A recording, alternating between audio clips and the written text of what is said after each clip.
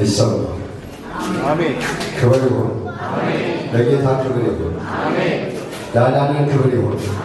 እስለስ እልልታ፣ ጭብጨባ፣ ክብር አምጡ።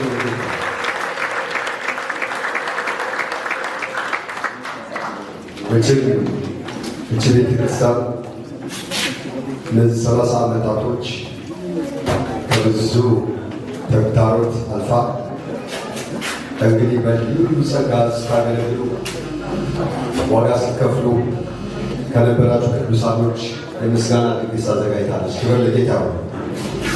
ለማመስገን ነው፣ ለማክበር ነው። በረከት ከእግዚአብሔር ከአምላካችን ቃል ክፍል አነባለሁ። ዘፍጥረት ምዕራፍ 35 ቁጥር 1 እግዚአብሔርም ያዕቆብን አለው፣ ተነስተን ወደ ቤቴል እንውጣ፣ በዚያም ኖር። ከወንድምህ ከዔሳው ፊት በሸሸህ ጊዜ ለተገለጠልህ ለእግዚአብሔር መሠዊያን አድርግ። ያዕቆብ ለቤተሰቡና ከእርሱ ጋር ላሉት ሁሉ እንዲህ አለ፣ እንግዶችን አማልክት ከማዕከላችሁ አስወግዱ፣ ንጹሐንም ሆኑ፣ ልብሳችሁን ለውጡ፣ ተነስተንም ወደ ቤቴል እንውጣ። በዚያም በመከራዬ ጊዜ ለሰማኝ በሄድኩበት መንገድ ከእኔ ጋር ለነበረው ለእግዚአብሔር መሠዊያን አደርጋለሁ። አሜን። እንግዲህ ያዕቆብ የኪዳን ሰው ነው። በሄደበት ሜላም በሄድኩበት መንገድ ሁሉ ከእኔ ጋር ነበረ፣ በመከራዬ ጊዜ ለሰማኝ ለጠበቀኝ፣ ከክፉዎች ላዳነኝ ለልዑል አምላክ መሠዊያን አድርግ። አሜን። እኛም እንዲህ በሄድንበት መንገድ ሁሉ የመራ እቺ አጥቢያ በክርስቶስ ኢየሱስ ደም የተዋጀች አጥቢያ በብዙ ተግዳሮት አልፋ ለዚህ ቀን በመምጣቷ የጌታ ስም የተባረከ ይሁን። ክብር ለወደደን ይሁን። ስለዚህ ጌታ ክብር አምጡ።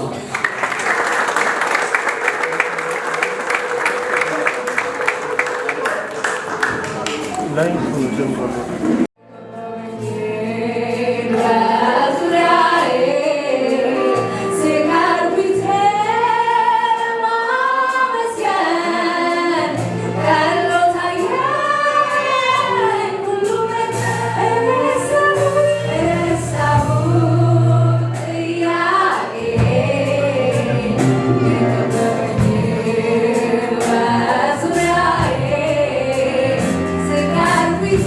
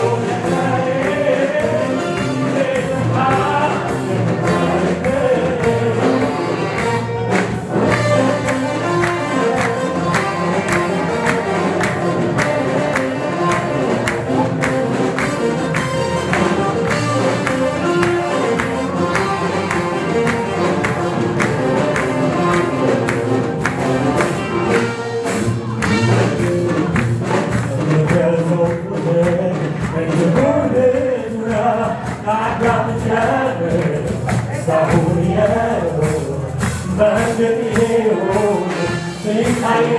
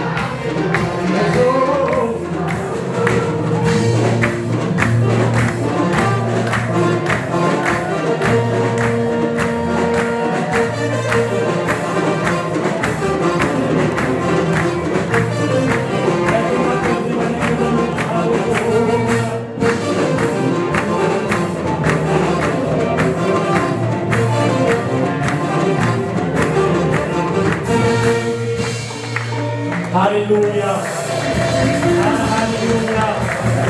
Let me have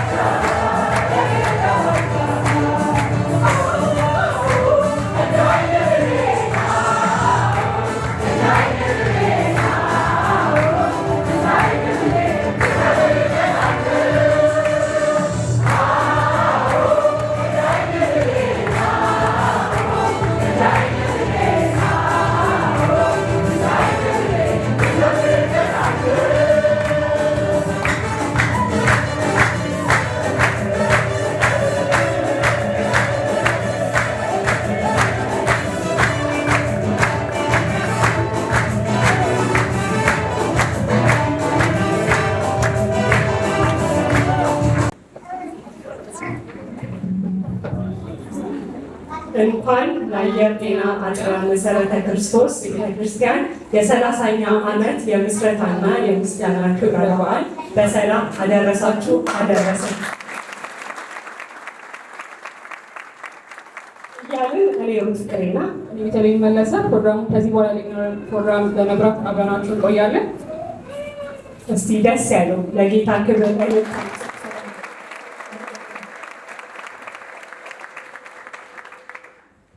በውጭ ያላችሁም በውስጥ ያላችሁም ተጋባዥ እንግዶች የቤተ ክርስቲያናችን አባል የሆናችሁ እንኳን ደህና መጣችሁ። ቤተክርስቲያናችን የ30ኛ ዓመት ክብረ በዓልን መሰረት በማድረግ ያወጣችው ጥቅስ አለ። በኦሪት ዘፍጥረት ዘጸአት 15 ላይ ቁጥር 13 እንደዚህ ይላል፣ በቸርነትህ የተቤዣቸውን ሕዝብህን መራ፣ በኃይል ወደ ቅዱስ ማደሪያ አገባሃቸው። በቸርነቱ ብዙ ዓመታትን አሳልፎ እዚህ ላደረሰን ለእግዚአብሔር ለአምላካችን ክብር ይሁን። እግዚአብሔር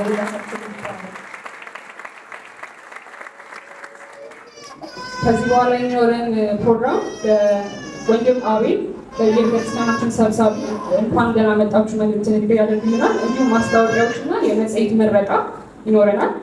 የቃል ጊዜ በመጋቢ አይንዬ ይኖረናል። አይናለ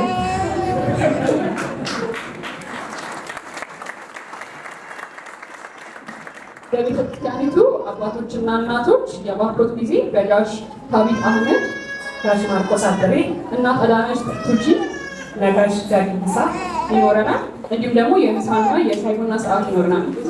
ስለዚህ ሁሉ እግዚአብሔር አምላካችን የተባረከ ይሁን። እስከዛ ድረስ እንግዲህ ሙቀቱ ቢያስቸግራችሁን በትዕግስት ጠብቆ እግዚአብሔር ወንድማች ደስ ጋብዘዋል።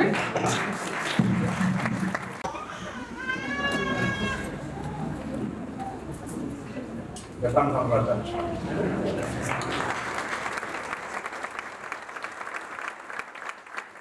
እግዚአብሔር አምላክ የተመሰገነ ይሁን። እንኳን ለ30ኛ ዓመት የምስረታና የምስጋና በዓል ሁላችንም አደረሰን። እግዚአብሔር ክብሩን ይውሰድ።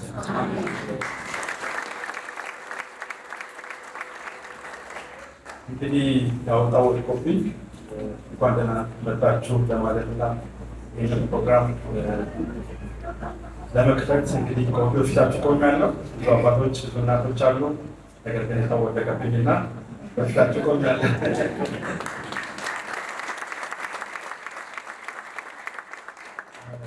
የተከበራችሁ እንግዶች፣ ጥሪ የደረሳችሁ ወገኖች፣ እንዲሁም የእግዚአብሔር ጤና መሰረት ክርስቶስ አጥቢያ ቤተሰቦች እንኳን ለዚህ የክብረ በዓል አደረሳችሁ። ስለ ጥሪያችንን አክብራችሁ በዚህ ስለታደማችሁ እጅግ እናመሰግናለን።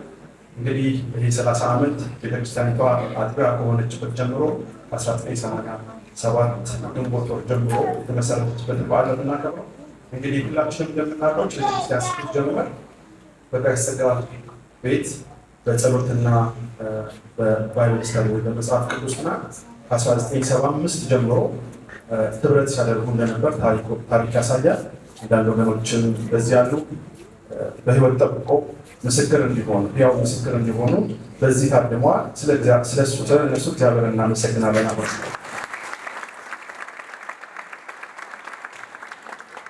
እንግዲህ ታሪክን ወደኋላ ስንመለከት ታሪክን የኋልዮሽ ስናይ በጥቂት ወገኖች ከ5 እስከ 8 በደርግ ጊዜ እንግዲህ መሰባሰብ ክልክል በነበረበት ሰዓት እየተደበቁ እየገቡ እየተደበቁ እየወጡ ነገራቸውን ሁሉ በጥንቃቄ አድርገው የእምነትን ዘር ዘርተው እንግዲህ ይሄ ትልቅ ጉባኤ የትልቅ አጥቢያ ዛሬ የምናየው የትንሿ የእምነት ዘር ውጤት።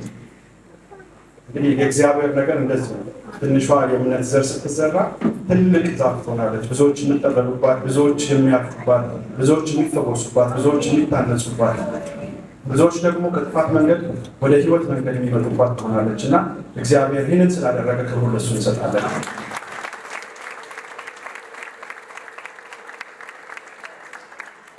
እንግዲህ ከዚህ በመቀጠል የመጽሐፍ ምረቃ ነው የምናደርገው። እንግዲህ ባለችን በትንሿ ጊዜ ጠንከር ለማድረግ ሞክረናል። የቤተክርስቲያኒቱን ጅማሬ እስካሁን ያለችበትን ሁኔታ ከጋሽ ጸጋ ግቢ አንስቶ እዚህ እስከመጣን ይሄንን ህንፃ እስከገነባንበት ድረስ በመጽሐፍ መልክ በመጽሔት መልክ አዘጋጅተናል። የመጽሔቱን ርዕስ ይኸው እንደምታዩት በጣም ውብ አድርገን በቤተክርስቲያን ወንድሞችና እህቶች አንዳንዶቹ መረጃ በመስጠት አንዳንዶቹ በማጠናቀር አንዳንዶቹ በጽህፈት አገልግለው የሚያምር መጽሔት አዘጋጅተናል። ርዕሱም እንደዚህ ይላል፣ ከዘር እስከ ዛፍ። ከዘር እስከ ዛፍ።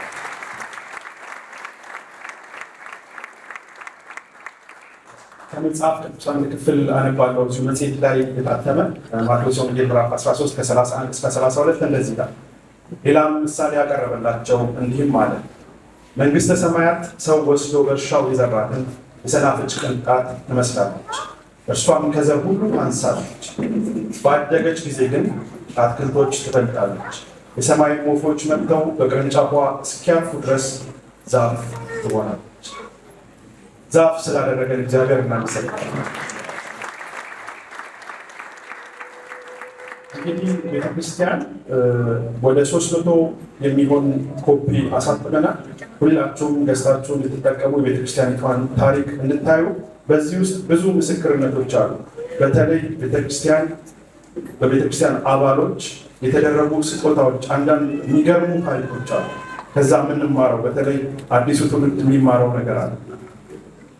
የከፈሉትን ዋጋ የከፈሉትን ነገር ስንመለከት በጣም ልብ የሚነካ ነገር ነውና ይህንን መጽሔት ገዝታችሁ እንድትጠቀሙ ይሁን።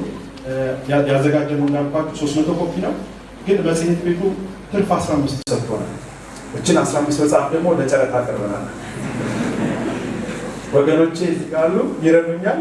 እንግዲህ ሁላችሁም እንድትጫረቱ ለእነሱ በተፊት ሁላችሁንም በጌታ በኢየሱስም ሰላም እላችኋለሁ። እንደምን አላችሁ? እስቲ ለእግዚአብሔር ክብር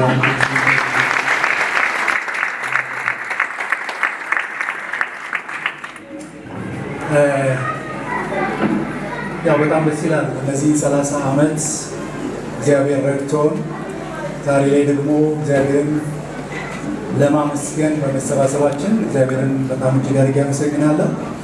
ያው ፈሪ አክባሪ ነውና በጠርታችሁ የቤተክርስቲያን ፍሬ አክብራችሁ የመጣችሁ በሙሉ እግዚአብሔር አብዝቶ ይባርካችሁ ለማለትም እወዳለሁ ማለት ነው። የእግዚአብሔር አምላካችን ስም የተባረከ ይሁን። ክብር ለኢየሱስ ይሁን። ያው ሁላችሁም ለቤተክርስቲያኒቱ ካላችሁ መልካም ገጽታ መልካም እይታ አንጻር እያደረጋችሁ ያላችሁ ነገር በጣም ደስ የሚያሰኝ ነው። ይህንን 30 ዓመት ምክንያት በማድረግ የእግዚአብሔርን ቃል ለማካፈል በሰፊው ነው የተዘጋጀሁት። ሰዓቱ ግን በጣም እጅግ ሄዷል። ቢሆንም ግን የተዘጋጀሁትን አጠርጠር አድርጌ ለመናገር እወዳለሁኝ፣ እናገረዋለሁ ማለት ነው። ከዚህ በፊት ግን አንድ ነገር ወደ አእምሮዬ መጣ። አንዲት እናት ያው ረጅም ዓመት በተለያየ መልክ አጥቢያ የሚወጣችሁ ከዛም የመጣችሁ የአጥቢያ የሚወጣችሁ ብዙዎች ተጋባዦች ስላላችሁ ማለት ነው። እና አንዲት እናት ከረጅም ጊዜ በኋላ ልጇ ወደ ቤት መጣና እሷም እድሜዋ በጣም እጅግ በመግዘሙ የተነሳ አይኖቿ ማየት ወስኗቸው ነበርና ልጇን ለማስተናገድ ቡና ላፍላት ያለችውና ቡና ለማፍላት ያው ባህላችንም እንግዳ መቀበል ስለሆነ ቡና ልታፈላለት ተፍተፋለች እና ልጁ ነው በዚህ ሁኔታ ሆነሽ እንዴት አላት። በፍጹም አንተ ቁጭ በል እኔ ግን ቡናውን አፈላለሁ አለች። እንዲህ አይንሽ እኮ ያይ እንዴት ነው ግድ የለህም ቁጭ ብለህ አንተ አልነበርክም ግን አሁን አለ የማደርገውን ነገር ተመልከታለች። ስለዚህ ሄደች፣ ቡና የተቀመጠበት ቦታ ላይ አነሳች፣ እሳት አያያዘች፣ ቆላች። ኧረ እባክሽ ልርዳሽ? በፍጹም አንተ ዛሬ ነው የመጣኸው፣ ነገ ትሄዳለህ፣ ነገር ግን እኔ ያቅሜን ላስተናግድ አለችው። ስለዚህ ቆላች፣ ምንም አይነት ችግር በሌለበት ሁኔታ ቆላች። ያ ብቻ አይደለም፣ ቡናውን ለመውቀጥ ስትሞክር ጉልበት ነበረውና እባክሽን ቢያንስ ልውቀጥልሽ ስላት በፍጹም አይቻልም እኔ ወቅቷለሁ አለች። ምን እንኳን አይና የተያዘ ቢሆንም ወቀጠችው። በሚገርም ሁኔታ ቡናውን አፍልታ ጨርሳ ከአቦሩ የመጀመሪያውን ለመጣው እንግዳ ሰጠች። በጣም እየተገረመ ጠጣ፣ ደስ አለ።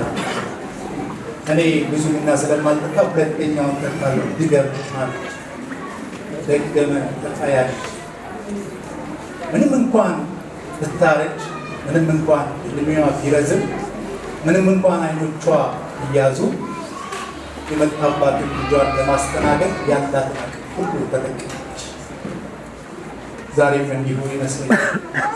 መስተንግዷችን ብዙ ነው፣ ሰፊ ነው። አገልግሎታችንም እንደዚሁ ብዙ ነው፣ ሰፊ ነው። የእናት ምግብ እንደማይናቅ የእናት ግብዣ ወደዛ እንደማይባል ሁሉ መስተንግዷችንን ሁሉ እስከ መጨረሻው እንድትስተናገዱልን በጌታ ፍቅር እንጠይቃለን። እነዚህን 30 ዓመታት ዋና ዓላማችን የተሸከመን ያሳለፈን ጌታ ነውና ለእሱ ክብር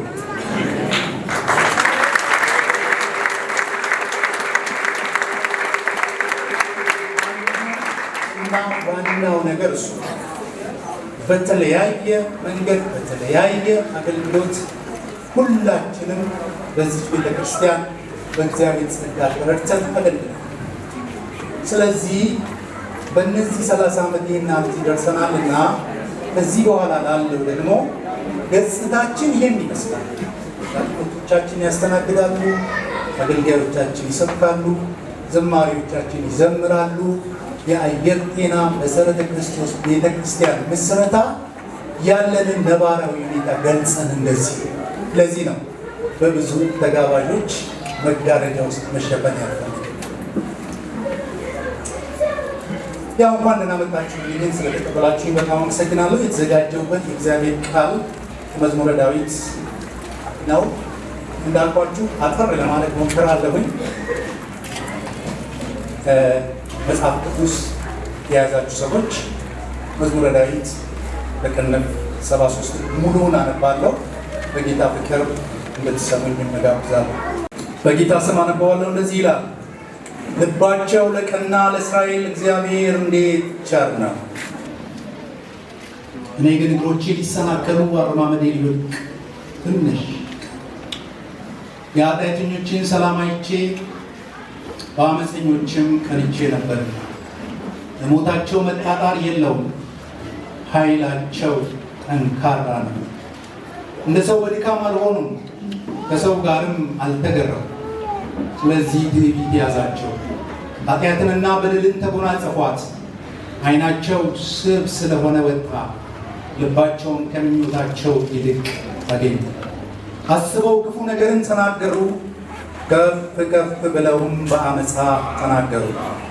አፋቸውን በሰማይ አኖሩ፣ አንደበታቸውን በምድር ውስጥ ተመላለሰ። ስለዚህ ሕዝቤ ወደዚህ ይመለሳሉ፣ ፍጹም ጊዜም በላያቸው ይገኛል። እግዚአብሔር እንዴት ያውቃል? በልዑልስ ዘንድ በውኑ እውቀት አለ ይላል። እነሆ እነዚህ ኃጢአተኞች ይደሰታሉ፣ ሁል ጊዜ ባለጠግነታቸውን ያበዛሉ። እንዲህም አሉ፣ በውኑ ልቤን በከንቱ አጸደቅሁ፣ እጆቼንም በንጽሕና በከንቱ አጠብሁ። ሁልጊዜ የተገረፍኩ መሰደዴም በማለዳ ነው። እንደዚህ ብዬ ብናገር ኖሮ እነሆ የልጆችህን ትውልድ በበደልኩ ነበር። አውቅም ዘንድ አሰብኩ፣ ይህ ግን በፊቴ ችግር ነበር። ወደ እግዚአብሔር መቅደስ እስክገባ ድረስ ፍጻሜያቸውን እስካስተውል ድረስ በድጥ ስፍራ አስቀመጥካቸው፣ ወደ ጥፋት አልካቸው። እንዴት ለጥፋት ሆኑ! በድንገት አለቁ፣ ስለ ኃጢአታቸውም ጠፉ። ከሕልም እንደሚነቃ አቤቱ ስትነቃ ምልክታቸውን ታስነውራለህ። ልቤ ነዷል፣ ኩላሊቴም ቀልጧልና እኔ የተናቅሁ ነኝ አላወቅኩም። በአንተ ዘንድ እንደ እንስሳ ሆንሁ፣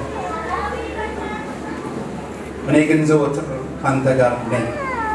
ቀኝ እጄንም ያዝከኝ፣ በአንተ ምክር መራኸኝ፣ ከክብር ጋር ተቀበልከኝ። በሰማይ ያለኝ ምንድን ነው? በምድርስ ውስጥ በአንተ ዘንድ ምን እሻለሁ?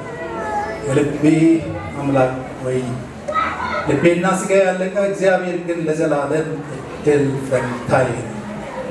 እነሆ ከአንተ የሚርቁ ይጠፋሉና ከአንተ ርቀው የሚያመነዝሩም ሁሉ አጠፋቸው። ለእኔ ግን ወደ እግዚአብሔር መቅረብ ይሻለኝ፣ መታመኛዬም እግዚአብሔር ነው። በጽዮን ልጅ በሮች ምስጋናን ሁሉ እናገር ዘንድ ይላል። ክብር ለኢየሱስ ይሁን፣ ክብር ለጌታ ይሁን። እንግዲህ እንዳነበብኩላችሁ ቁጥር 1 እና ቁጥር የመጨረሻው 28 ላይ ልባቸው ለቀና ለእስራኤል እግዚአብሔር እንዴት ቸር ነው ብሎ የእግዚአብሔርን ቸርነት ገና የመጀመሪያው ዝማሬ ላይ ሀ ብሎ ይናገራል። የእግዚአብሔር ቸርነት ትልቅነት ከሕይወታችሁ እንዳይጎድል ዛሬም ቸርነት እንለዋለን እንደ አስታፍ ማለት ነው። እንጸልይ። እግዚአብሔር አምላክ ቸርነትህንና ምሕረትህን ታላቅነትህን ልንናገር በፊትህም ልናመሰግንህ በዚህ ተሰብስበናል። እግዚአብሔር ሆይ በአንድነት ያንተን ጸጋ፣ ያንተን ምሕረት፣ ያንተን ርኅራኄ ያገኘን ሰዎች ነን። ታሪካችን በሙሉ አንተ ጌታ ሆይ ረድተህና አግዘህና ዓመታት ሲያልፉ እግዚአብሔር አምላክ ያንተ እርዳታ፣ ያንተ ምሕረት፣ ያንተ ቸርነት ስላገዘን ዛሬ በሕይወት ቆመን በጌታ በኢየሱስ ስም እናመሰግንሃል። ሕዝብህን የረዳ አንተ ነህ፣ ያገዝክ አንተ ነህ። በእያንዳንዱ ሕይወት እያንዳንዱ ባለቀሰበት፣ እያንዳንዱ ደስ በተሰኘበት፣ እያንዳንዱ በወጣበትና በገባበት ሁሉ ያንተ እርዳታ፣ ያንተ ቸርነት፣ ያንተ ምሕረት፣ ያንተ ርኅራኄ እግዚአብሔር ሁላችንን ደርሶናልና ተሰብስበን ዛሬ በኢየሱስ ስም ላንተ ምስጋናን እንሰጣለን። እናመሰግንሃለን፣ እናመሰግንሃለን። አሞን ተፈውሰናል። እግዚአብሔር ሆይ ተቸግረን ችግራችንን ቀርፈህልናል። ተፍገምግመን መፍገምገማችንን አስወግደ አጽንተ አቁመህናል። አምላካችን ስም የተባረከ ይሁን። ጊዜ ኖሮ ረጅም ሰዓት የጸለይን ጌታን ብንባረከው ደስ ይለኛል። ግን ከክፍሉ አንጻር አንድ ነገር ቢያንስ ይዘን የእግዚአብሔርን ቸርነት ከቸርና ደግ ጌታ ወደሱ መጠጋት፣ ወደሱ ማለት አዋጪ እንደሆነ በሱ መታመን አስፈላጊነቱን ዛሬ ተገንዝበን ብንሄድ በጣም ደስ ይለኛል። እንደምታውቁት መዝሙረ ዳዊት በጣም እጅግ ሰፊ መጽሐፍ 150 ምዕራፍ ያለው መጽሐፍ እንደሆነ ይታወቃል። ከዚህ ውስጥ አንድ ምዕራፍ አውጥቶ መናገር በጣም ትንሽ አስቸጋሪ ነው። ቢሆንም ግን የቱንም ያህል 150 ምዕራፍ ቢሆንም ብዙ ጸሐፊዎች የተካተቱበት ስሙ በዳዊት ይጠቀስም ማለት ነው። ብዙ ጸሐፊዎች ዳዊትን ጨምሮ አሁን የጠቀስኩት አሳፍ፣ እንዲሁም ሙሴ፣ ኤማን፣ ኤታን የሚባሉ ሰለሞን፣ ሐጌና ዘካርያስን ጨምሮ ወደ 8 ሰዎች የተገኙበት በተለይ የእስራኤል ሕዝብ ባለፉባቸው አስቸጋሪና ፈታኝ ሁኔታ ውስጥ አልፈው የእግዚአብሔርን ምስጋና፣ የእግዚአብሔርን ቸርነት፣ እግዚአብሔር አምላክ እንዴት መመለክ አለበት በሚለው አቅጣጫ የተገኙት ቅኔ ነው። በጣም የሚገርም ነው። ከምዕራፍ 1 ጀምሮ እስከ 42 ድረስ እስከ 41 ድረስ እግዚአብሔር ፈጣሪ መሆኑን የሚናገሩ የሚያመሰግኑበት ነው። ጥቅል ሀሳብ ወደ 5 የሚሆኑ ክፍልፋዮች ነው ያሉት። 150 ምዕራፍ በ5 ተከፍሎ የመጀመሪያው ምዕራፎች ከ1 ጀምሮ እስከ 42 ያለው እግዚአብሔር ፈጣሪ ከመሆኑ አንፃር መመስገን አለበት የሚል ቅኔዎች፣ ዝማሬዎች ነው የምታገኙት። እነዚህ ናቸው የተዘመሩት። ከ42 እስከ 72 ድረስ ደግሞ እግዚአብሔር ነፃ አውጪ አምላክ መሆኑን መቼም ነፃ ወጥቻለሁ የሚል ከነበረበት ሁኔታ እግዚአብሔር እንዴት ነፃ እንዳወጣው እስራኤል በተለይ በተለያየ ባርነት በዙሪያቸው ባሉ አስቸጋሪ እግዚአብሔር ኪዳን በሌላቸው ሕዝቦች የተጨቆኑ ሰዎች ስለነበሩ እግዚአብሔር እንዴት እየመጣ እንደታደጋቸው የእግዚአብሔርን ትድግና የሚዘመርበት ክፍል ነው። በአብዛኛው የማካፍላችሁ ክፍል ግን ከምዕራፍ 73 እስከ 89 ድረስ ያለው እነዚህ 11 መጽሐፍ ማለት ምዕራፎች ደግሞ የጻፈው ይሄ አሳፍ የተባለ የመዘምራን መሪ። ስለዚህ እያንዳንዱ በተለይ እያንዳንዱ ቃል እያንዳንዱ ክፍል ደስ ያሰኛል። አንዳንድ ጊዜ ያለፈበትን በግልጽ ስለሚናገር አሳፍን እኔ በግሌ ወደዋለሁ እና ምንም ሽንገላ የሌለበት ነገር ነው። መናገር የተገባውን ነገር በግልጽ የሚናገር ዘማሪ፣ የሆነውን ነገር በግልጽ የሚናገር ዘማሪ ነው። እሱ ከ73 እስከ 89 ድረስ ብታነቡ የአሳፍ ዝማሬ ወይም ደግሞ የአሳፍ ምዕራፎች ናቸው። በአብዛኛው ከ90 ጀምሮ እስከ 106 ድረስ እግዚአብሔር በሙሉ ማንነት መታመን አስፈላጊ እንደሆነ የሚያስተምሩ ናቸው። የመጨረሻው ከ107 እስከ 150 ሕጉን በመታመን እግዚአብሔርን ማምለክ ያስፈልግ ኮንዲሽናል ነው ማለት ነው። ሕጉን በመታመን እግዚአብሔር ሕግ ሰጥቷል፣ ትእዛዛት ሰጥቷል፣ የሞራል ሕግ ሰጥቷል፣ የተለያዩ ሕጎችን ሰጥቷል። በዛ መሰረት እግዚአብሔር መመለክ በሚገባው መልክ ማምለክ እንዳለባቸው የሚዘረዝር ነው። ስለዚህ ምንም እንኳን 150 ቢሆን በ5 የተከፈለ ነው። 5ቱም እያንዳንዱ እግዚአብሔር ያደረገውን ተዋቅቶ ያሸነፈውን ድል የሰጣቸውን እነዚህ ነገሮች የሚዘረዝር በጥቅሉ ግን አጠቃላይ መጽሐፉ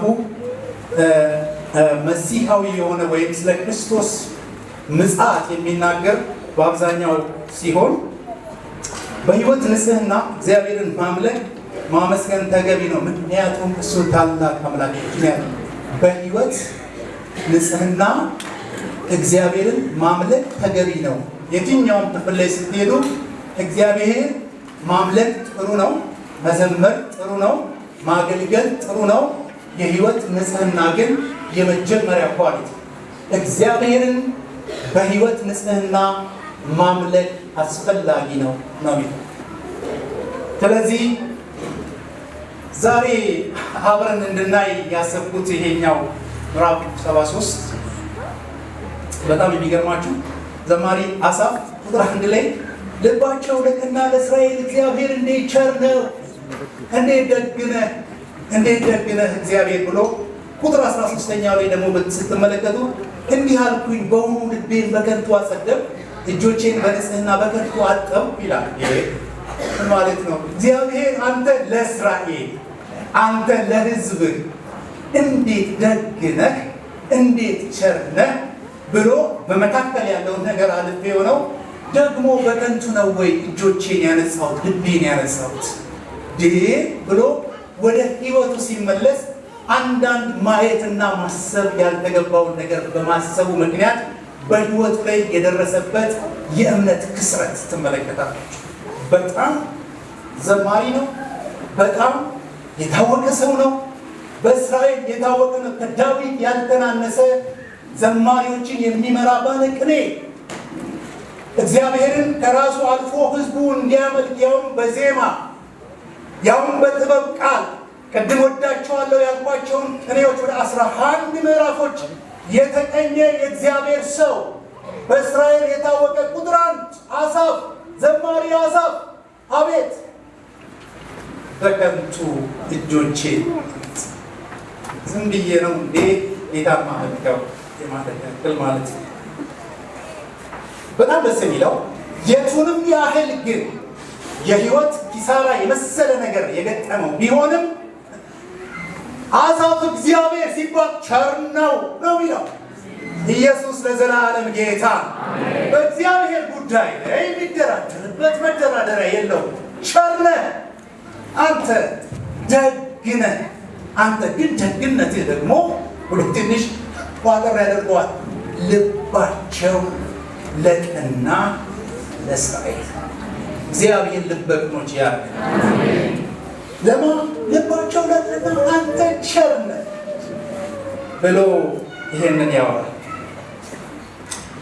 ዘማሪው ከቸሩ አምላኩ ጋር ያለውን መልካም ግንኙነት መገመት አያስቸግርም። ከጌታ ጋር ያለው ጤናማ ግንኙነት ስለሆነ አሳፍ ልባቸው ከቀናው እስራኤሎች አንዱ። አሳፍን በግሉ ስትመለከቱ በቅን እግዚአብሔር የሚያመልክ ሰው ነው። እግዚአብሔርን በባህሪው ስትመለከቱ ቸር ደግ ነው። ምንም ጥያቄ ነው። ቸር ነው፣ ደግ ነው። የሰራዊት ጌታ እግዚአብሔር በኢየሱስ ስም ደግነቱ ያገኛችሁ። አሜን አትሉ? ምኑ ያገኛችሁ? ደግ ነው። ደግ ታውቃላችሁ? እንዴት ላስረዳው ይሄን ደግነት? ድሮ እኛ ሰፈር ማማ ጥሩ የሚባሉ ነበሩ። እሳቸው ቤት ቡና ለመጥራት ተፎካከር ነው የሚኖሩት። ይህን ቡና ጠጡ ተብለው ሳይሆን ቡና ቀሪው ና ይሉና ያው ሰፊ ኪስ ነው ያላቸውን ቆሎም ሆነ ምናምን ለጠሪው ስንቅ ይሰጣል። እማማ ጥሩ ደግ ናቸው። በሰው እግዚአብሔር በዚህ አእምሮ ደግነቱን ቸርነቱን አስበን መዝለቃችን የእግዚአብሔር ደግነት የእግዚአብሔር መልካምነት አምላክ ሆኖ ሳለ ልጁ ኢየሱስ ክርስቶስን ወደ ምድር ሰው እንዲሆን አድርጎ ዛሬ በዚህ ውበት ተቀምጠን እሱን እንድናመልክ ልጁን መስዋዕት እንዲሆን ያደረገ ደግነት የሰራ ጌታ ነው። ክብር ለሱ ይሁንለት። ኢየሱስ ያድናል። እግዚአብሔር ቸር ነው፣ በበላ በጠጣ አይደለም። እግዚአብሔር ቸር ነው፣ በሞላ በጎል እንዲሁ እግዚአብሔር ቸር ነው።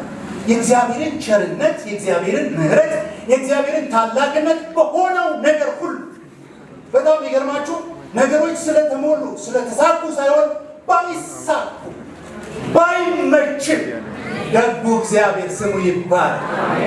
አረ ኢየሱስ ያድናል። ደግ ይባል የለ እንዴ? ሳምራዊው ደጉ ሳምራዊው አንድ ቀን ባልንጀራውን አንስቶ ወስዶ አብልቶ አጠጥቶ ሂሳብ የሚያስከፍል ከሆነ ከፍላለሁ ደጉ ሳምራዊ ተባለ። ከደጉ ሳምራዊ በላይ ደግ እግዚአብሔር እዚያ ያደረሰን እግዚአብሔር ስሙ ለዘላለም የተባረከ ይሁን። ስለዚህ በዚህ መሰረት ላይ የነበረውን ዘማሪ ለፈተናና ለውድቀት ያቀረበው ጉዳይ ምንድን ነው? ይህንን ያክል እግዚአብሔር ደግነህ እስራኤል ደግነህ ብሎ እኔ ግን ብሎ ወደ ራሱ ሲመለስ የራሱ ጉዳይ አሳሳቢና አስቸጋሪ ሁኔታ ላይ የሆነበት ምክንያት ምንድን ነው? ለጥሎ አንድ መስክቻለሁ። ለፈተናና ለመውደቅ የሚያቀርቡን ችግሮቻችን ምንድን ናቸው? የእግዚአብሔርን ደግነት እያወራ የሕዝቡን ቅንነት እያወራ መልካምነት እያወራ ዋጋ የተከፈለው ሕዝብ ነው በእግዚአብሔር ሕዝብ ላይ አይቀለድም እያልን ነገር ግን ወደ ራሳችን መጣ ስንል ብቻችንን ስንሆን ዘምረን ስንጨርስ ሰብከን ስንጨርስ ብቻችንን ስንሆን እግዚአብሔር አንተ ብለን ደግሞ ብቻችንን ስንሆን ዞር ብለን ጎረቤቶቻችንን ዞር ብለን ጓደኞቻችንን በተለያየ መልክ ትናንት ከኛ ጋር አብረው የነበሩትን እያየን እንዴት ነን? ፍተሻው በትክክለኛ ሀሳብ ግልጽ ነው ያልኩት ለዚህ ነው። እውነታውን ይናገራል። አንዳንድ ጊዜ እኛ በጣም መንፈሳዊ የሆኑ እንትኖች አሉ፣ ቅላጼዎች አሉ፣ ንግግሮች አሉ። ኖ ትክክለኛ የሆንኩትን አሞኛል ከሆነ አሞኛል የቱ ጋር? እዚህ ጋር ነው ያምኝ የቱ ጋር? እዚህ ራሴ እንደማለት ነው። አሳፍ ለውድቀት ለፈተና የተዳረገበት ሀሳብ ነበር። ያሰበው ሀሳብ ለፈተናና ለመውደቅ የሚያቀርቡን ችግሮቻችን ምንድን ናቸው ለሚለው እንደ መልስ የሌሎችን ለዚያውም የኃጢአተኞችን ስኬት ማየት፣ የሌሎችን ስኬት ማየት። ሌሎች ስለተሳካላቸው እግዚአብሔር ይመስገን። የሌሎችን ስኬት ግን አይቶ እስከ ጥግ ድረስ ማሰብና ማሰላሰል ልብን ሰጥቶ ማየት በጣም ከባድ ነው። ሀሳብ በጣም የሚገርማችሁ የቱንም ያህል የታወቀ ዘማሪ ቢሆን ያሰላሰለ ከህመማቸው ጀምሮ እስከ ሞታቸው ሆስፒታል የሚጠይቃቸው ይመስለኛል። ጥግ እስኪሞቱ ድረስ ያለባቸውን ሁኔታ ያያል እያለ ማለት ነው። አቤት አሟሟት ሲያምር ይላል ማለት ነው። መጽሐፉ ስታነቡት አሟሟታቸው ሳይቀር አስቀንቶታል። ሰው የኃጢአተኛ ኑሮ የኃጢአተኛ ሞት ያስቀናዋል እንዴ? አሳፍ ዘማሪው ታዋቂ ዘማሪ በቅናት ውስጡ ተበትቶ በጣም አያሟሟት አይኑሮ አቤት ማሰብ። እግዚአብሔርም ደግሞ በጣም እንዲከማችሁ ኃጢአተኛና በደለኛ ለተባሉት አንድ ነገር ያስባሉ፣ እጥፍ ይጨምራል። ይሄ በጌታ ኃጢአተኛ ነው በደለኛ ነው አይል ፀሐይ እኩል ያወጣል። ለክርስቲያኑ አንድ ሰፈር ጥሩ ፀሐይ ክርስቲያን ሎሎ ዝናብ የለም እኩል ቸር ነው ጌታ። እስቲ ለዚህ ጌታ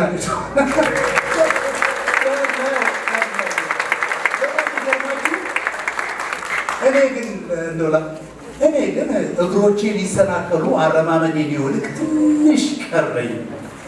የኃጢአተኞችን ሰላም አይቼ በአመፀኞች ቀንቼ ነበርና። በነገራችን ላይ ምን አስቀናህ? በኃጢአተኛ አይደለም፣ በቃ ቀና። ሰውየው የልቡን የእውነቱን ነው። እግዚአብሔር የእውነት ተናጋሪ በኢየሱስም ያድርገን። አይመስላችሁም? ይሄ ነው እውነት። በቃ እንዲህ ነኝ። ሀሳብ ግልጽ የፈለገ አንዳንድ ጊዜ በጣም ይቸግረናል። ያው አገልጋይም ስለሆነ አንዳንዴ እንደው እንጂ አንተ አገልጋይ ሆነ እንደዚህ ትስቃለህ ሁሉ ምን ይኖራል? ሳቄ ከመጣ ከት ብዬ መሳቅ። አንድ ሰው እንዲህ አለኝ፣ አይናለ በእናትህ እንትን ስታረግ በጣም አትሳቅ አለኝ። አንድ ወቅት ላይ ማለት ነው። ለምን እግዚአብሔር ነው ሳቄን ባመጣ አትቀያሉ በሳቅ አግኝቼ ነው ሊመሳቅ ምን ይላችሁ መሰለህ? እውነተኛው የምታረጉትን ነገር በሙሉ ደግሞ በማፊት በእግዚአብሔር በራሱ ፊት ይኸውላችሁ፣ ካመማችሁ እግዚአብሔር ሆይ አንተ ፈዋሽ ተብለሃል። ለምንድን ነው እኔን ማትፈውሰኝ? ምን ሆነ ነው? ይቻላል።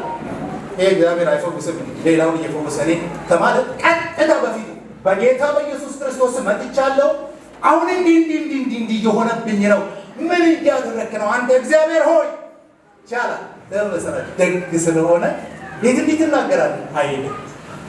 የአሳፍ ችግር ወደ ራሱ ተመልክቶ የኃጢአተኞችን የበደለኞችን በጣም ክፍሉን እንደውም ይኸውላችሁ ቁጥር እንደ ሰው በድካም አልሆንኩም ከሰው ጋር አልተገረፍኩም ጋር ስለዚህ ትዕቢት ያዛቸው ኃጢአትና በደልን ተጎናጸፏል ነው። ቁጥር አለ ለሞታቸው መጣጣር የላቸው ኃይላቸው ጠንካራ ነው።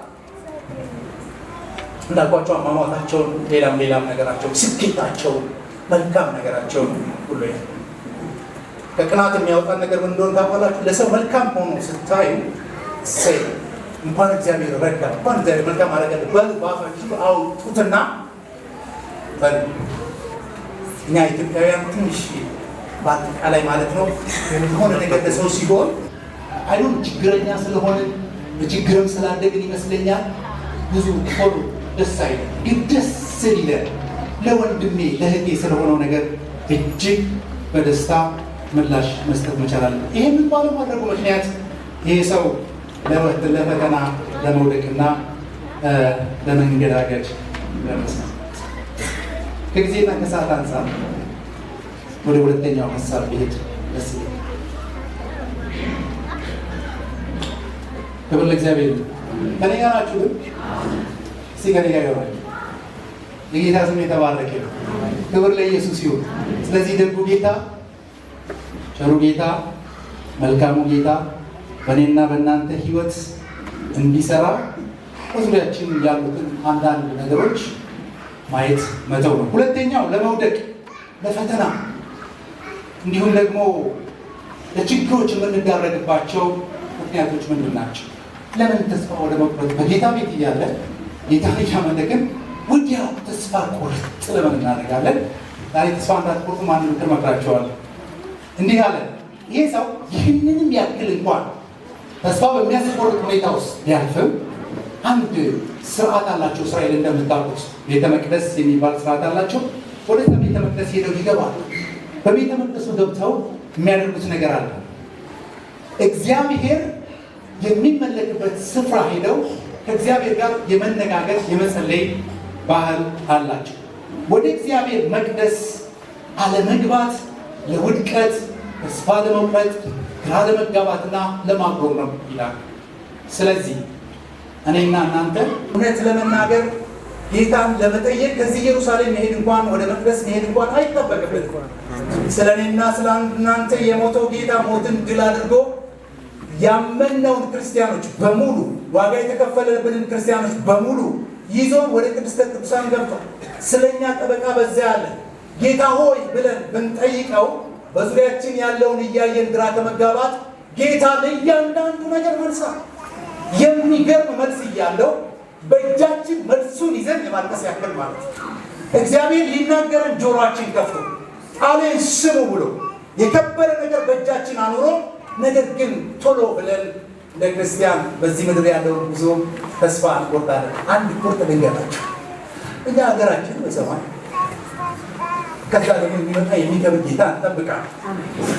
እኛ ሀገራችን የት ነው አልኳችሁ? እዚህ ግን ምጽአተኞች ነን። እዚህ እንግዶች ነን። እንኳን በዚህ ምድር ላይ አሁን ዛሬ እንኳን የጠራናችሁ እንግዶቻችን እስከ 11 ሰዓት እስከ 12 ሰዓት አብረን እናሳልፍና ሁላችሁም ትሄዳለን ማለት ወደ ቤት ትሄዳላችሁ። እኛም ወደ ቤት መሄድ ይገባል። ግን እንግዳ ናችሁ። ዛሬ ግን የከበራችሁ እንግዳዎችን ታዲያ በእንግድነት አስተናጋጁ በሚያስተናግደው ልክ ትስተናገዳላችሁ እንጂ እንግዳ ሆኖ በዚህ ምድር ላይ በሀገር መብት አይደለም። እኔና እናንተ ሀገር ያለን ሰው ዋና ይዘን ለትርፍ የምንንቀሳቀስ ሰዎች ዋና ኃይለኛው ዋና ነገር ሰው በዚህ ምድር ላይ ኖሮ ባለጠጋ ቢሆን፣ ሰው በዚህ ምድር ላይ ኖሮ በጣም አዋቂ ቢሆን፣ ሰው በዚህ ምድር ላይ ኖሮ ጀግና ኃያል ቢሆን ሁሉም ነገር ወቅት ጊዜ ይመጣና ያልፋል። የማያልፍ ህይወት የማያልፍ ዘላለማዊ ነገር ይዘን የሚያልፈው ጥቃቅኑ ነገር ወደ ጌታ እንዳንቀር ወደ ቃሉ እንዳንቀር ጌታን እንዳንፈልግ እያደረገን ለምንስ እንፈተናል? ለምንስ ይልቁንም እንደ ያዕቆብ እንዲላለን ልዩ ፈተና ሲገጥመን በፈተናው ድል በማድረግ ድል የሚሰጥ ጌታ ስላለ ፈተናዎቻችንን እዛ ለምናከማቸው እዛ ለምናገኘው አክሊል ማጠራቀሚያ እንደውም ፈተና ሲመጣ እንደ ሙሉ ደስታ ፈተና ሲመጣ ለምን መውጫ አለዋል። የቱም አይነት ፈተና ይመጣ ደግሞ ይሄ ምድር ክፉ የሞላበት ፈተና የሞላበት ስለዚህ የመጡትን ፈተናዎች እንደ ድሎች እየቆጠርን በድል እየተወጣን ብዙ ሽልማት የምናገኝበት አድርገን መመንዘር መቻል አለን። ስለዚህ ይህ ሰው እነሆ ለፈተና ለችግር የዳረገውና ተስፋ ለመቁረጥ የዳረገው አንደኛው ምክንያት ወደ ቤተ መቅደስ አለመግባቱ። ወደ ቤተ መቅደሱ እሱ ወዳለበት ህልውና ወዳለበት ጌታ ወዳለበት ጠጋ ቢል ኖሮ ትላንትና እስከ ሞታቸው ድረስ ቀንቶ ያሰለሰለው ነገር መልስ ነበር። ይሄን መልስ ይሄ ሰውዬ እዚህ ጋር ገባና ቤተ መቅደሱ ጋር ሲገባ አየህ አለው። ራእይ ተገለጠ፣ ማየት ጀመረ። ትላንትና ሞታቸው ያስቀናቸው ሰዎች የቆሙበት ቦታ በራሱ ድጥ ነዋል። ነው እንዴ? አዎ ድጥ ነው። ተንሸራተው ድንገት ይወድቃሉ። አዎ ድጥ ነው። ድንገት ይጠፋሉ። እንዴ እንዲህ ነው እንዴ? አዎ ያን ያህል ያስቀናል። አዎ በጣም እንደ ዝግባ ከፍ ብለው አቤት እኔ እንኳን ወሰልኩኝ አመመኝ ስል የነበረው እነዚህ ናቸው። አዎ ድጥ ላይ ነው። ጥፋት አለባቸው። ድንገት ይወሰዳሉ። አይምሰልህ ልጄ እያለ ቤተ መቅደስ ውስጥ ድምፁን እያሰማው ያጽናናውና ያበረታው ጀመር። ተመልከቱ። የጌታ ስም የተባረከ ይሁን። አረ እግዚአብሔር ይመስገን። ክብር ለኢየሱስ ይሁን። ቁጥር 15 ላይ እንዲህ ይላል፣ እንደዚህ ብዬ ብናገር ኖሮ እነሆ የልጆችን ትውልድ በበደልኩ ነበር። አውቅ ዘንድ አሰብኩኝ፣ ግን በፊቴ ችግር ነበረ። ወደ እግዚአብሔር መቅደስ እስክገባ ድረስ ፍጻሜያቸውን እስካስተውል ድረሳልና በድጥ ስፍራ እስክመጣቸው ወደ ጥፋት ጣልቃቸው። እንዴት ለጥፋት ሆኑ! ድንገት በድንገት አለቁ። ስለ ኃጢአታቸው ጠፉ ካለ በኋላ ከህልም እንደሚነቃ ቤቱ ስትነቃ ምልክታቸውን ታስነውራለህ። ልቤ ነዷል፣ ኩላሊቴም ቀልጧልና እኔ የተናኩ ነኝ አላወቅሁ። ወይኔ ወይኔ፣ ለካ እኔ ብዬ ነው እኔ ለካ የተናኩ ነኝ አላወቅሁ። ጉድ! ከህመማቸው ጀምሮ እስከ ሞታቸው ያስቀኑኝ ፍጻሜያቸው ይሄ ነው። ዋ እኔ አላወቅሁ አለ። ሶስተኛውና የመጨረሻ ይህን ከተረዳ በኋላ እግዚአብሔር ስለሱ እሱ ስለ እግዚአብሔር ያለው ነገር ዘርዝሮ ያበቃል። እንዲህ ይላል ቁጥር 23 ላይ እኔ ግን እኔ ግን ዘወትር ካንተ ጋር ይኑ አለ፣ ህመሙ አለ፣ ስቃዩ አለ፣ ችግሩ አለ። እኔ ከአንተ ጋር ነኝ። ከማ ከደጉ ጌታ ጋር ለእግዚአብሔር ክብርን እንሰጣለን። ሁኔታዎች በጣም አስቸጋሪ ናቸው፣ ከአቅም በላይ ናቸው። አዎ እኔ አብሮኛለ። ማ ደጉ፣ እስቲ ደጉ በሉ። አብሮን አለ። ክብር ለኢየሱስ ይሁን። ስለዚህ ወደ ራሱ ሲመለከት ቤተ መቅደስ ገብቶ በሶስተኛ ደረጃ እንዴ ለካብሬው ለካብሮኝ ነው ያለው። እኔ ግን ዘወትር ካንተ ጋር ነኝ ብቻ አይደለም፣ ቀኝ እጄን ያስከኝ፣ በአንተ ምክር መራኸኝ፣ ከክብር ጋር ተቀበልከኝ። እንዴ የተያዘ ሰው የተመከረ ሰው አብሮት ጌታ ያለ ሰው መሆኑን ማስተዋል ቻለ። እንዲህ ሲሆን ወንድሞቼና እህቶቼ ከመውደቅ ከመንገዳገድ ከእምነት ፈተና እግዚአብሔር ይታደገናል። ክብር ለኢየሱስ ይሁን። መጨረሻው እንዳል ታውቃላችሁ፣ በሰማይ ያለኝ ምንድን ነው? በምድር ውስጥ ካንተ ዘንድ ምን እሻለሁ? እነዛ ቁጥር የመጀመሪያው ሀሳብ ላይ ያሉት እግዚአብሔር አሉ። በጣም ይገርማችሁ የትንቢታቸው የመጨረሻ ልክ እግዚአብሔር ልዑል በሰማይ ምን ያውቃል? እግዚአብሔርን እንኳን አለማወቅ እንደማያው ምንም እንደማያውቅ አድርገው እስኪናገሩ ድረስ ትንቢታቸው ያን ያህል ጥግ የደረሰ ነበረ።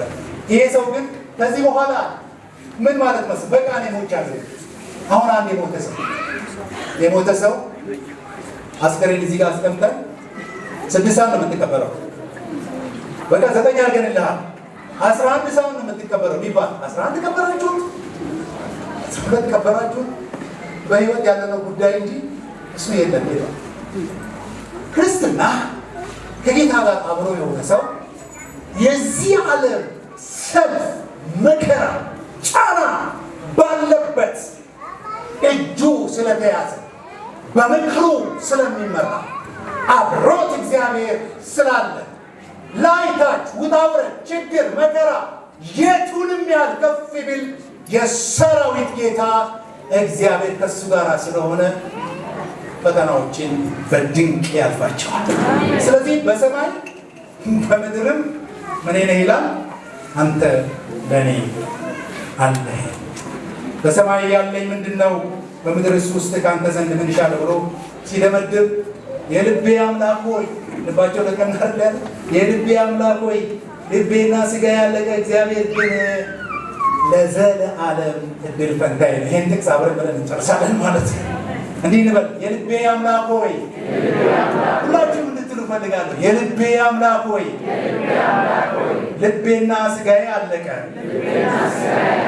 እግዚአብሔር ግን ለዘላለም እድል ፋንታዬ ነው። እግዚአብሔር ክብር እንሰጥ።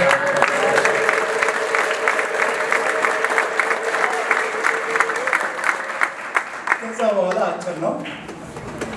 በኃጢአትና በትዕቢት በአመፅ ለሚሄዱትም መጨረሻ አለው፣ በጽድቅ የሚሄደው መጨረሻ አለው ብሎ ቁጥር 27 ላይ እንዲህ ይላል ነው ከአንተ የሚርቁ ይጠፋሉ፣ አንተ ርቀው የሚያመነዝሩት ሁሉ አጠፋሃቸው። እንደገና መልሶ ለእኔ ግን ወደ እግዚአብሔር መቅረብ ይሻለኛል፣ መታመኛ እግዚአብሔር ነው። በጽዮን ልጅ በሮች ምስጋና ሁሉ እናገር ዘንድ ብሎ ይደመድማል። በእውነት የጌታ ስም የተባረከ ክብር ለኢየሱስ ይሁን። ስለዚህ የመጨረሻ ምክሬ በዙሪያችን ያሉትን በተለይ በዚህ ዓለም በሚሆነው በየትኛው ሁኔታ ባላችሁበት ነገሮች ይለዋወጣል። ትላንትና የነበረ ዛሬ ነው። ነገሮች እየተለዋወጡ እንደሚሄዱ በማሰብ በተለዋወጡ ነገሮች ምክንያት የማይለወጡን ቸር ጌታ ጥያቄ ውስጥ አታስገቡት። አንዱ እሱ። ሁለተኛው ያው እንደነገርኳችሁ ወደ ቤተ መቅደሱ መቅረብ የሚለውን ወደ ጸሎት ወደ ጌታ በግል ከጌታ ጋር ባላችሁ ነገር ንግግራችሁ አብስቶ ይቀጥል። ከዛ ውጭ ግን ያለን ሀብት በሱ ዘንድ አገር እንዳለን ሀብት እንዳለን ውድ ዕቃዎች ማለት ለከበረ ነገር በከበረ በብር ወይም በወርቅ ያይደለ ክቡር በሆነ በክርስቶስ ኢየሱስ ደም የተገዛ ሀገር ያለን ለዘላለም በእግዚአብሔር ጋር የምንኖር ሰዎች ስለሆነ የጊዜው ነገር ባካችሁ በጌታ ፍቅር አሳስባችኋለሁ። እነሆ አይፈትናችሁ፣ አያስቸግራችሁ፣ ጥያቄ አይሆንባችሁ። በድል ከጌታ ጋር ለዘላለም የምንኖር ሰዎች ነን። ለእግዚአብሔር ክብር አሁን እንሰጣለን። አብስቶ ይባርካችሁ። እንግዲህ ሜቢ የዛሬ 50 ማለት 50ኛ ዓመት ስናከብር የነበረው ሰውዬ ላይ 20 ዓመት ጨምሩበት ምን እንደሚያክል አስቡ።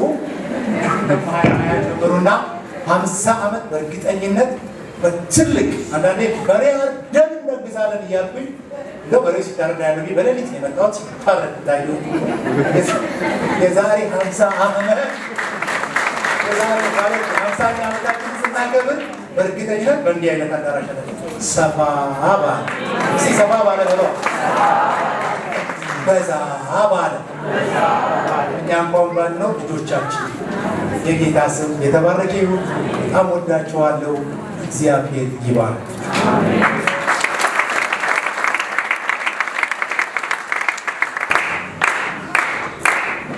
እናት አዳነች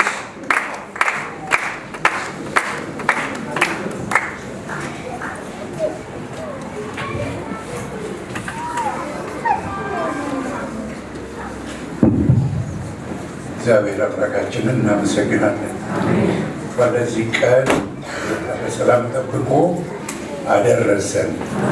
እግዚአብሔር የተባረከ ይሁን። እግዚአብሔር ታላቅ አምላክ ነው። በእነዚህ ባለፉት ዓመታት ጌታ ረድቶናል እጅግ በብዙ። እነዚህ እዚህ የምታዩ ሌሎችም ጉባኤም ውስጥ አድርገው ያልመጡም አሉ። እግዚአብሔር ለሰራው ታላቅ ስራ ምስክር ነን፣ ምስክር አድርጎናል። እግዚአብሔር የተባረከ ይሁን። የእግዚአብሔር ቃል እንደሚለው ሕዝብን አበዛ፣ አቤቱ ሕዝብን አበዛ፣ ዳርቻችንንም አሰፋ ካለ በኋላ አንተም ተከበር ይላል። ለዚህ ሁሉ ጊዜ ለዚህ ሁሉ ላበቃም እግዚአብሔር አምላካችን ክብር ምስጋና ይሁን። እግዚአብሔር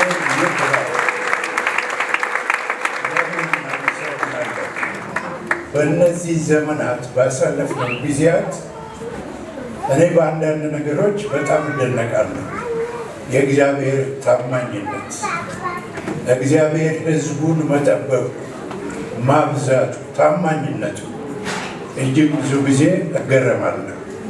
ይህን አጥቢያ ሳስብ ደግሞ ከእግዚአብሔር ምሕረት ቸርነትና በጎነት ሌላ እግዚአብሔር እኮ ለቤተ ክርስቲያን አንዱ የሚሰጠው ስጦታ ሰዎችን ነው።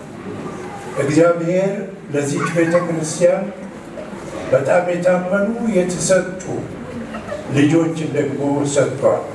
ወንዶችና ሴቶችን ሰጥቷል። ብዙ ዋጋ የከፈሉ እግዚአብሔር ረድቷቸው አሉ። ያን ጊዜ ትንሽ ሆነን ነበርና ይህን ነገር አሁንም ቀጥሎ አያለሁ።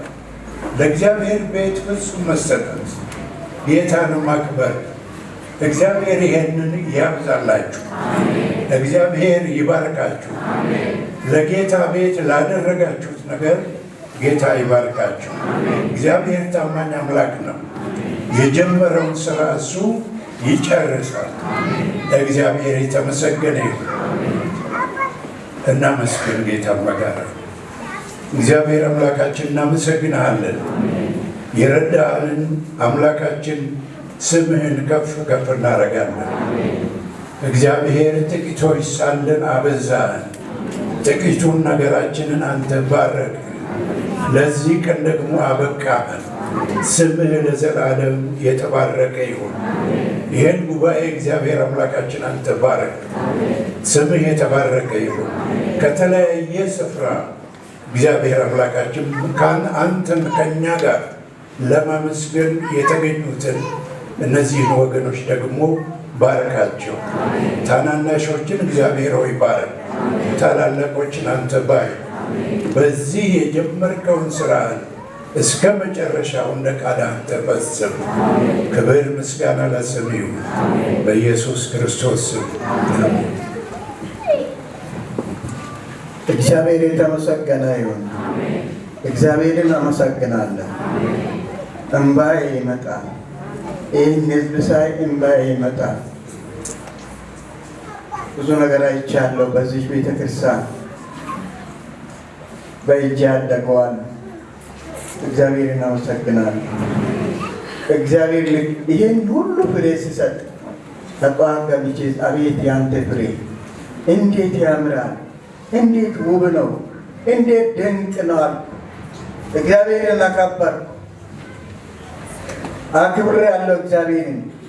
እግዚአብሔር በዚህ ቤተክርስቲያን ታሪክ ሰርቷል። ወንድሜ እንዳለ እኔ ብዙ ለመናገር አልችልም፣ ተናግሬ አልጨርስም። እግዚአብሔር ያደረገው በአቶ ጸጋ ቤት ሆነን የሆነውን ነገር ሁሉ ይሄን ስናገር አያልቅም። እርጎ ሲያስፈልግ እርጎ፣ ትኩስ ወተት ሲያስፈልግ ትኩስ ወተት። አቶ ጸጋውን በማዕከላችን የለ፣ እህታችን ማርፋለች።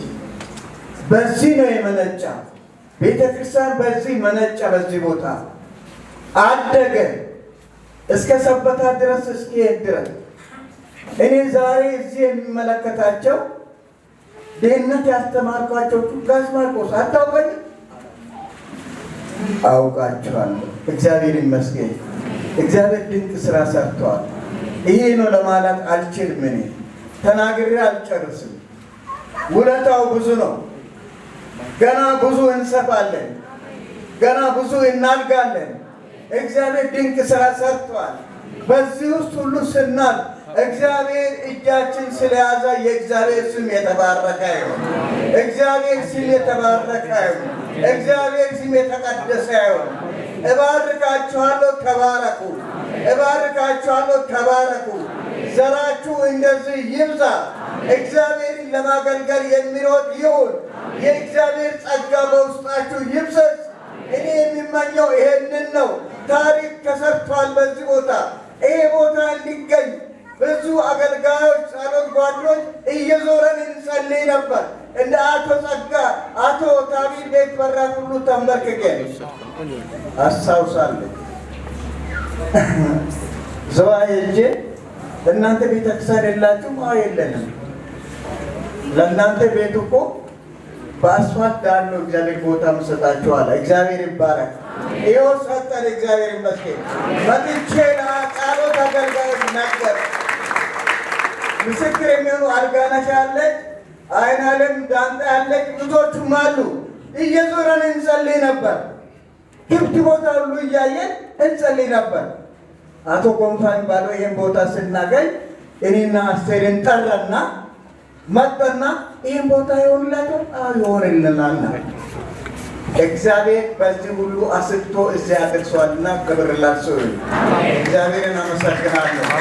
እግዚአብሔር ዘራችሁን ይባርክ፣ ልጆቻችሁን ይባርክ፣ ቤተሰቦቻችሁን ይባርክ፣ ስራችሁን ይባርክ፣ አገልግሎታችሁን ሁሉ ይባርክ። እኔ የሚመኘው ይሄ ነው። ተባረኩ። የእግዚአብሔር ስም ለዘላለም ይባረክ። ክብር ለአምላካችን ለእግዚአብሔር ይሁን። ከብዙ ጊዜ ቆይታ በኋላ ዛሬ ብዙዎቻችሁን ስላገኘሁኝ በጣም ደስ ብሎኛል። ክብር ለአምላካችን ለእግዚአብሔር ይሁን። እግዚአብሔር በዚህ ስፍራ ያደረገውን ዘርዝረን መጨረስ አንችልም። በጣም ብዙ ነገር አድርጎልናል ጌታ።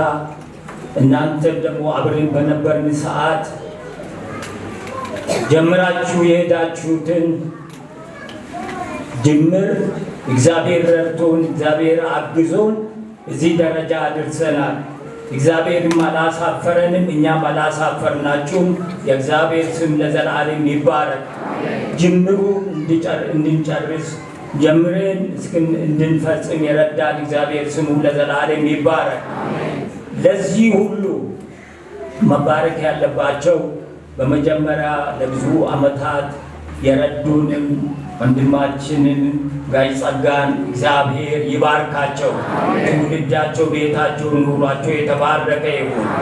ለዚህ ደግሞ ስኬት በየቀኑ የሚጸልዩ በየቀኑ በእግዚአብሔር ፊት የሚሆኑ እህቶችና ወንድሞች አሉ።